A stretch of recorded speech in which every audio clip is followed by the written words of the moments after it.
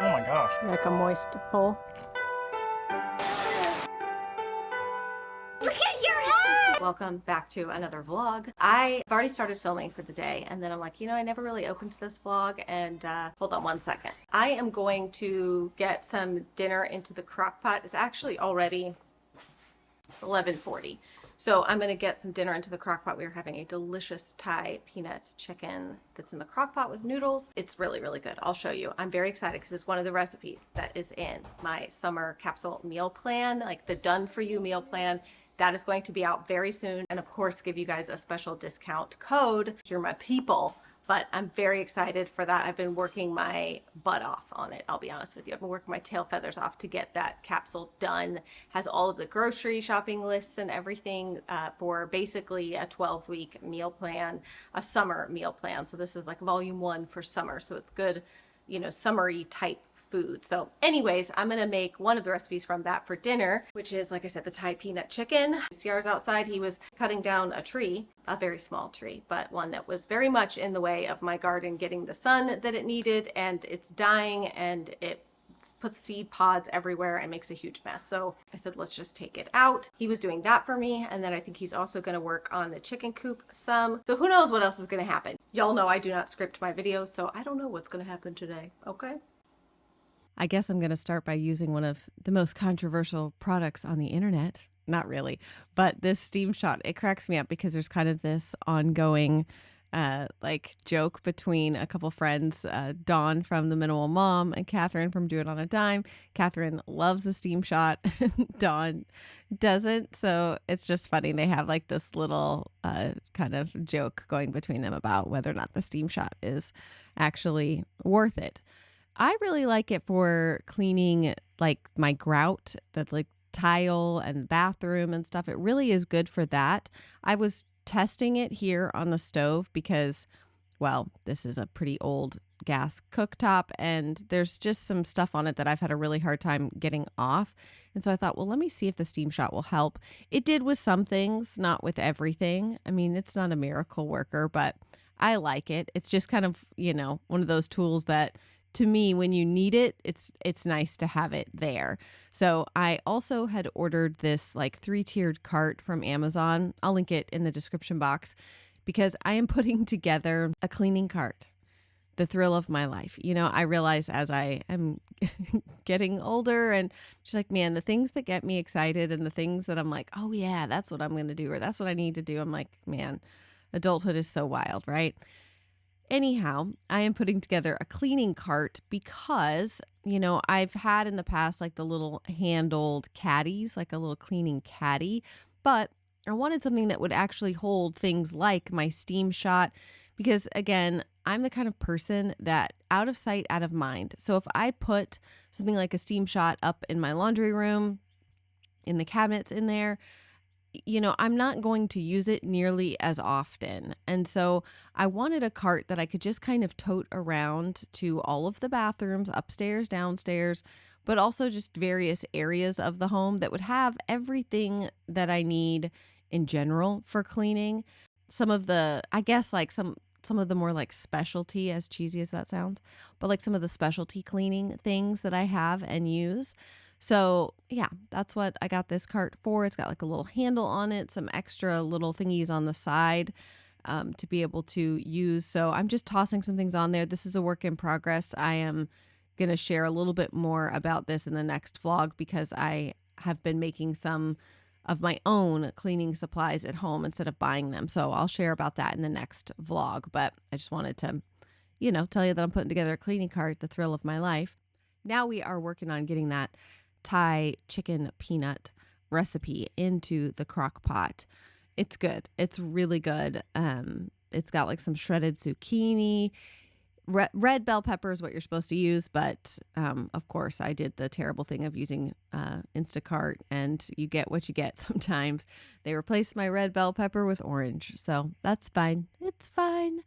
So it's got some of that in it. I'm like a little self-conscious about cutting vegetables in videos or like cutting anything because, the comments can be funny sometimes, and I don't like always read, especially on Reels or YouTube Shorts. I don't always read the comments because those tend to go to like a totally new audience, people who don't know you at all.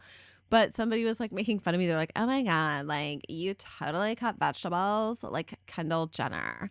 And that's how I read it in my head. Like that was the voice because, well, who says you cut vegetables like Kendall Jenner other than somebody who talks like that? But I read it and then I reread it. I'm like, I don't know what that means. What do you mean I cut vegetables like Kendall Jenner? How does Kendall Jenner cut vegetables? And like part of me wanted to know, but then the other part of me was like, do not put that in my algorithm. If I go search, like, how does Kendall Jenner cut vegetables? Next thing you know, I'm going to be getting Kardashian videos out the yin yang, and I don't want that. So it's just going to be a forever mystery of how Kendall Jenner cuts vegetables, why apparently I do it the same, and why that makes us both apparently weird or bad. I don't know. We're putting all the ingredients in the crock pot. This is one of those recipes, I'm not going to lie, y'all. It tastes so much better than it looks. It 100% looks like yarf or something, but it tastes really, really good. So we're going to put it in the crock pot on low for like 4 hours. Christopher is working on the chicken coop. We have moved it to its location. I cannot remember. I don't think I put that footage, so I'll show you. He had my nephew over and they worked together to move the coop. But now that it is in place, we can finally start to get these ladies. Hopefully, he's still got to add the windows to it. He got the roof completed today, this day of the vlog.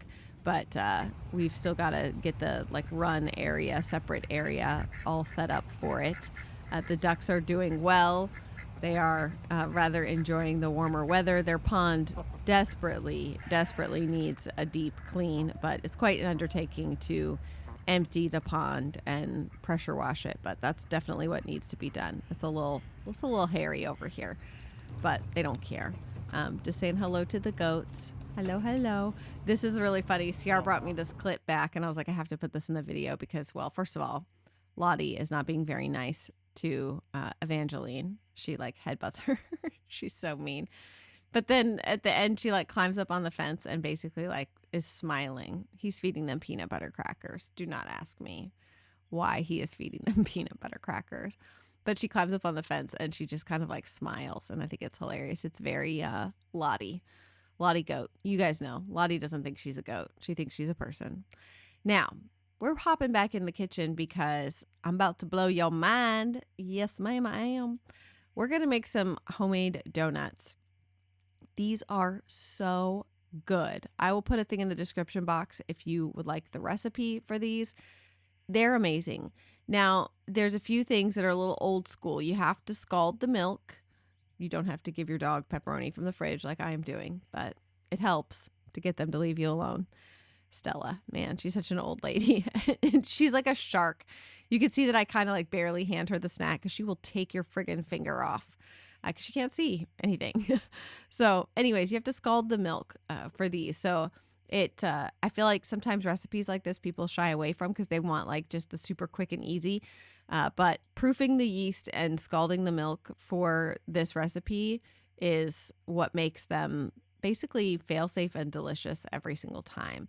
So, oh man, they are so good. I cannot even tell you. But it's very simple though, right? So you've got your yeast that's proofing.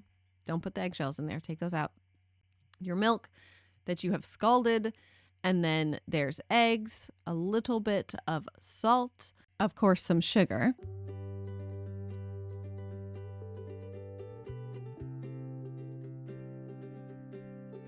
And of course, butter.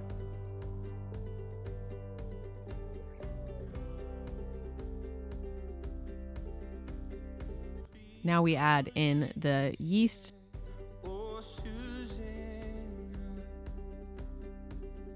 The scalded milk.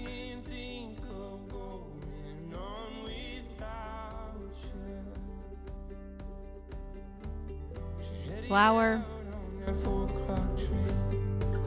Since then I've been going insane, Susanna.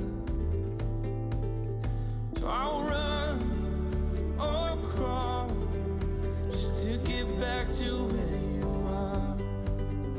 I'll fight for you, 'cause I'm ready to be the man that you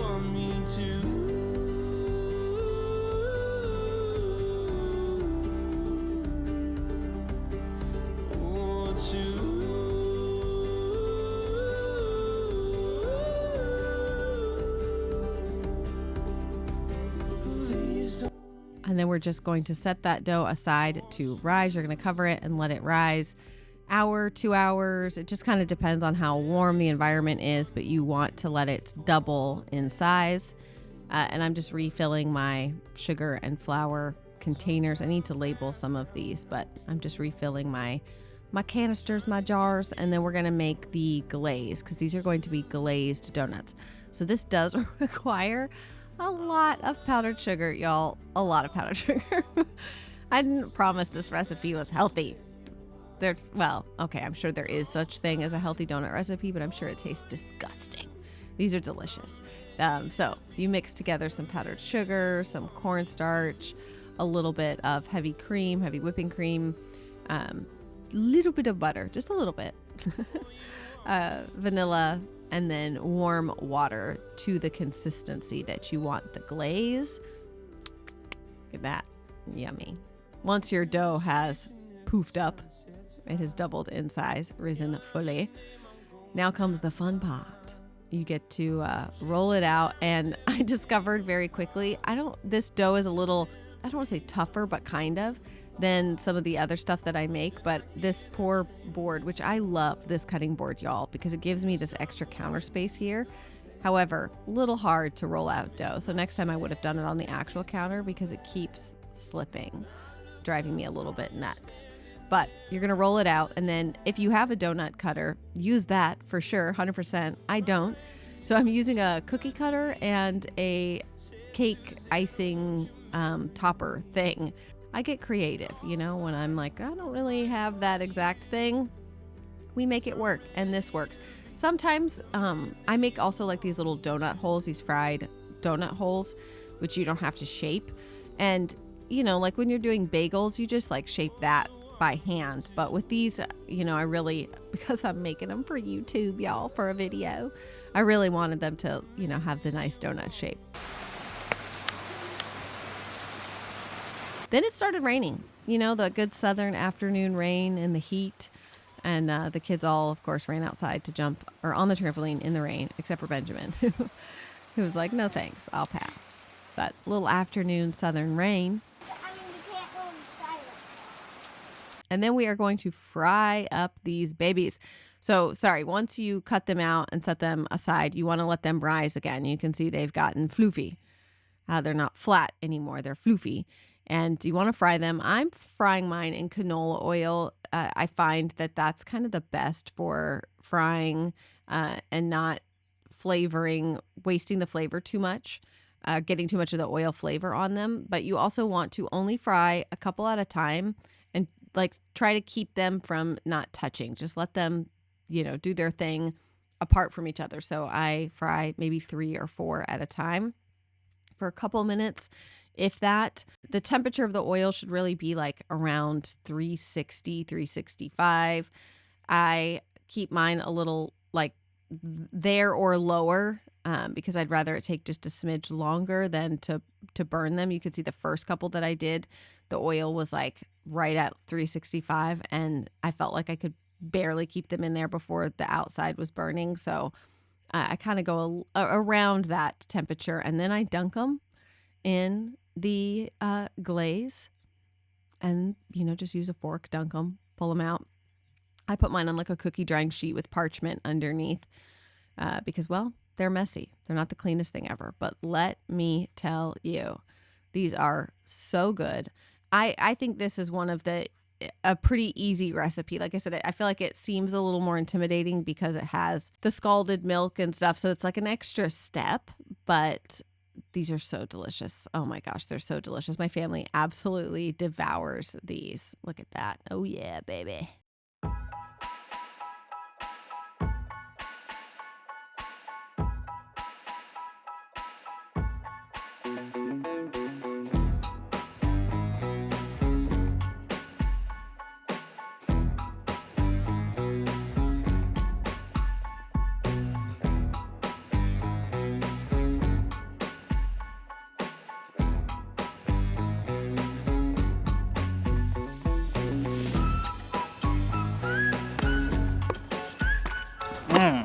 I thought you might want one of those while they're hot.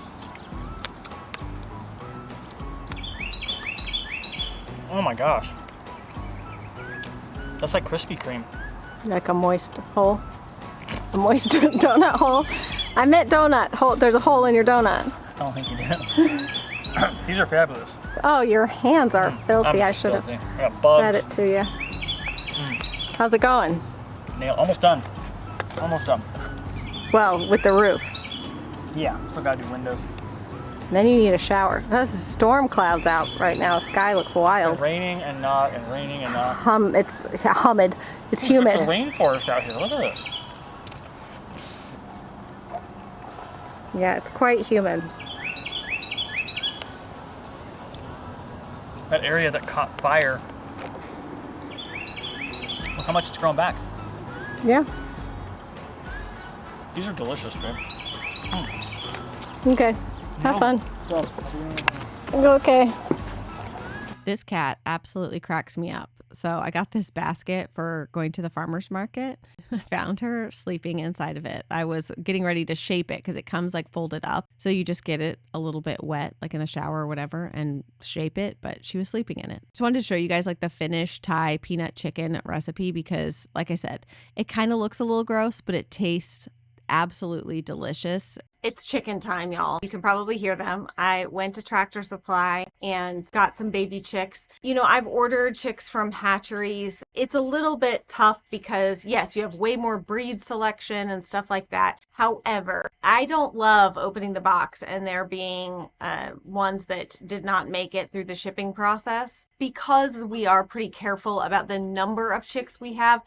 It's difficult because you kind of have to over order to account for the ones that won't make it because they're sending you day-old hatchlings. And so you kind of have to order a little extra, but then what if they all make it? And so then you end up with more chickens than you want, need, or have space for, etc. So I don't know. I kind of like just going to Tractor Supply, getting chicks that they're already somewhat hardy because they've made it through their shipment from wherever they came from to Tractor Supply. They've been there for maybe a day or two. And so they're more like 4 or 5 days old when I'm bringing them home. And so they just seem a little bit more robust and a little easier to care for, a little less fragile than the day olds. That's just my experience with it. Hold on, the dog just opened the door. All the dogs want in here because they know the chickens are in here. They can hear them in here. That's just my experience, but I was gonna say that depending on what you're looking for, if you're looking for really specific breeds,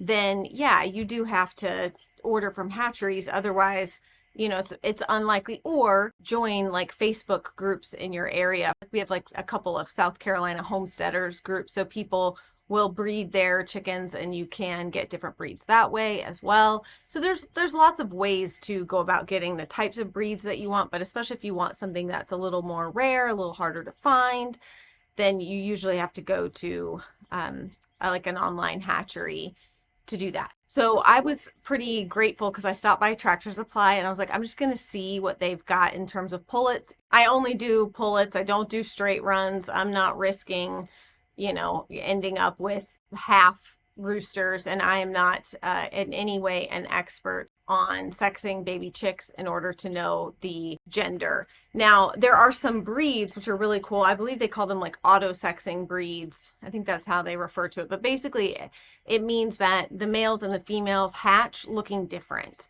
which is not always the case. It's not the case with a lot of breeds. And so it is like a guessing game when these little chicks pop out as to what whether they're male or female. There are some breeds that auto-sex, I believe is the term. And that just, like I said, means that you can tell by their coloring, various things like that, which gender they are. That's what the breed that I got, which, okay, so there's leghorns and leg bars, which makes me laugh because leg bar to me is like a wrestling move, isn't it? It's an arm bar, not a leg bar, right? I don't know. But so I keep wanting to call them leghorns. They're cream leg bars, you know, not to be confused with cream arm bars. I'm excited about this breed for a few reasons. One, they're supposedly pretty hardy. They are relatively early egg producers. Some chickens take a little while. You know, it can be 6-7 months before they start actually laying any eggs. These chicks are, this breed is on the earlier side. They lay pretty large light blue eggs, which will be nice to have back in the mix. And then they also are relatively productive egg producers. Yeah, they're 22 weeks to maturity. They're not super likely to go broody, and they have a relatively good egg production. So anyways, all of that to say, I was excited to find these at Tractor Supply. I might scoot back in there on Wednesday, which is the day that our local Tractor Supply gets chicks. I might scoot back in there on Wednesday to see if they have any of the other breeds that were sold out that I was interested in. Right now, I just picked up 6. They all seem to be doing really well. They were a little nervous the first night and just kind of stayed pretty huddled together, but by the next morning, they were up, bopping around. This sort of brooder that I have set up, this temporary brooder, is just that. It's temporary. If you guys remember a couple years ago when we got chicks, we did like the galvanized steel tank in my bathroom with the chicks and the ducks. That was fun, especially giving the ducks, letting them swim in my tub and stuff. I had fun with it. I've never done that again because it's stinky, loud, messy, and now that we have a cat in there, I really don't want to tempt the cat. The dogs, I can kind of and they'll walk away, but the cat's not going to listen to me at all. She's going to be like, snack, dinner, breakfast, lunch, thank you. Also am probably going to order some guinea keats. We've talked a lot about getting guineas, and if you know anything about guineas, they are really good for eating various like fleas, ticks. Chickens eat some of that stuff too, but guineas are way more like productive at it. They're also like little alarm kind of birds. They notify you. They can be kind of loud. They'll notify you when like strange people, animals, anything comes up on the property. They're interesting birds. They're, I hate to say they're not smart because I mean, quite frankly, chickens aren't all that smart either. But guineas kind of notoriously, like you don't attach to these birds because they just, I don't know, they're just kind of dodo, But anyways, all that to say, they're really, really good at eating a lot of the stuff, like the bug stuff that you don't want around, even more than the chickens. Probably going to get some of those. I've been looking in our local homesteader group instead of ordering them online, but I think I may end up just ordering them online so that I can get the exact amount that I want, because they typically live in pretty large groups, so it's not something where you can just have like 1 or 2 of them, and you have to really like, if you want them to go up at night into a coop, you have to really work on training them to do that because they like to nest high up in trees, so oftentimes they won't come home at night to the coop like chickens will. They're not quite as smart about like territory as chickens are. You can get them, raise them, and they might just like leave. So it's kind of a weird thing. If you're interested, I can link you in the description box to some articles and information, some blog posts and stuff about guineas and why they're good for homesteads, but also just kind of a quirky thing to raise. But it's something we've been talking about for a bit. So I might be placing an order for them too, but I did get some plans online from someone's blog for a brooder that I was going to have CR build me. I feel kind of bad because he's still not done with the chicken coop. So that's why I was like, I'm just going to use this water trough because we can't wait any longer. We have to get the chicks and get them growing so they can start producing eggs and all of that. But also I found there's this website called My Pet Chicken. They have a lot of interesting and innovative, I guess I would say, like chicken accessories, stuff for your pet chickens, for your backyard chickens.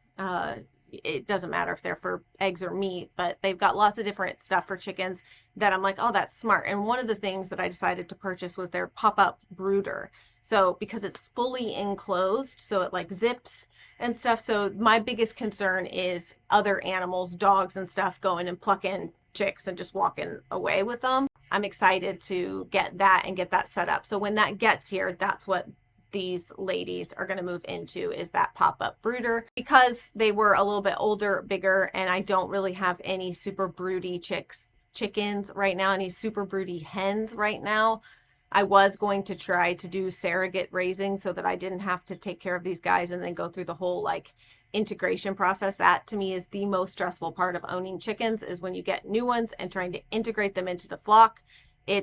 Can be very stressful because chickens are many things, but one of them is mean sometimes. arguably a little bit like, racist isn't the right word, breedist. They know that you're not the same kind of chicken as them, and you're not like us, and you can't sit with us. And chickens can be very like, you can't sit with us. And then they'll be really mean and try to kill the other ones or attack them or whatever. You guys know we had to get rid of that one rooster because the hens were trying to kill him, and they ripped off his comb.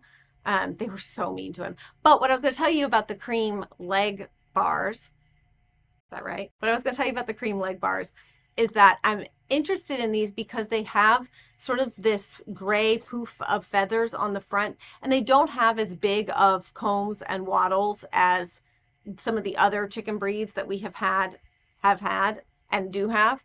And I personally think that that's kind of a good thing in terms of it's less for the other chickens to mess with and, peck them. They can get frostbitten in the winter with the combs and wattles and stuff. So anyways, I kind of like the look of these. They don't have quite that traditional chicken look. They have almost more of a bird. Does that make any sense? Y'all are like, yeah, okay, crazy lady. They're not like the most gorgeous chicken that ever existed like Tina is. There's just certain things that you look for in breeds of chickens, and these meet the criteria that we had. So added those ladies to the flock, and I've been taking care of them out here in my office. It stinks. I don't love it. Once that new pop-up brooder comes in, I'll probably move them into our garage or barn area. For right now, they're in here where I can keep my eye on them and make sure the dogs can't get to them. But it also means that I have to sniffers them, and they don't smell good. Just say that. It ain't like an air freshener, I just thought I would show you guys one of the little chickies. Jessie sees me out here. She wants after these baby chicks real bad. So snuggly, baby. Whoa, it's okay. It's okay. Hey. All right, I'm gonna tuck the little chickies in for the evening. I'm gonna turn off the lights in here so it's nice and dark. And before it starts to rain, I thought I would give y'all a quick little garden tour. I know you want after them chickies. You better leave them baby chickies alone, Jessie. You better leave them alone, Jessie. I know. Yes, you bad girl. I know you. I know what you're doing. Hey, Mom. Hey. Ooh, y'all know what time it is. It's Dahlia time, baby. Y'all, I was going to walk around and tell you what all of the plants are, and I'll do that a little bit, but the kids followed me in here and they were just being kind of hilarious. So I've got some tomatoes planted. Obviously, well, maybe not obviously. I put marigolds in almost all of my garden beds. They are great pest resistant flowers. This is my green stalk. Is that what it's called? I always want to call it a garden stalk. It's a green stalk. This is one of my favorite things. There are seeds planted in there right now for lettuce and various things, but I've just got some flat leaf parsley, some thyme, some lemon balm. I put a few flowers in there, and I just wanted to show you some of my little seedlings popping up in here. It's very exciting, but I love this. It's great for backyard gardening or porch gardening, container gardening. Let me guess. These are hazels. Basil. Basil. Yeah, close. What's this called? Purple basil. Purple basil. She said, are those called hazels? Basil. You like those dahlias? I wish I can pick one of them, but they're too picky. They're too pretty. I want to breed one. Yeah, let's let them fully bloom, and then maybe in a couple days we can cut this one or this one. But let's let them. But I really want to pick one for Grandma. Okay, we'll take one to Grandma maybe in the morning. Okay, let's let them keep growing a little bit. What are you doing? Dizzy wants to come in. They're ready. I want to pick one of them, and I want to remember when I picked that actually it looked like a watermelon and kiwi. I don't know that. Cantaloupe? Yeah, I took care of it. Yeah, these are cantaloupes right here. Right here? Mm-hmm. Where the cantaloupes used to be right there. I'm gonna see if some of them are growing. None of them are grown yet. Not yet. I got a long ways to go. I wish we divided a lot of fruits in here. Mom, your garden's Mom, is this hazel or... These are And then purple basil. Yeah, there's seeds in here, so you can't mess with these beds because they have seeds in them that are just germinating. Mom? What? Did you cut down the tree? Dad did. Why? I see Grandma. You see Grandma? You see Grandma? There's my mom in her camper. I can see Grandma too. Can I ask her something? Yeah. What are these called? Carrots? Those are zucchini. Oh, they're yellow. The squash is yellow. Zucchini is green. But there's nothing on there yet. Right now they're just the leaves and stems and stuff. Hey, Mom. Yep.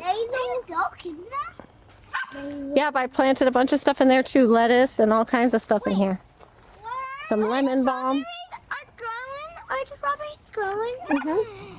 With the yellow and pink. Wait. These are some strawberries right here. Mom, I noticed on the back of the porch. That porch. Oh. Wait, I used to soda at the Blue Park. Oh, With okay. a boat on it. Okay. What's this? Dill. Dill? What's Dill. Wait, It's a herb. we have it in the duck pond. Are these weeds? No, baby, that's thyme. Did you plant some down Yep, here? there's lettuce. I just put lettuce seeds in there, so nothing's come up yet. All right, Jesse, come on. Do you guys need help? Thanks.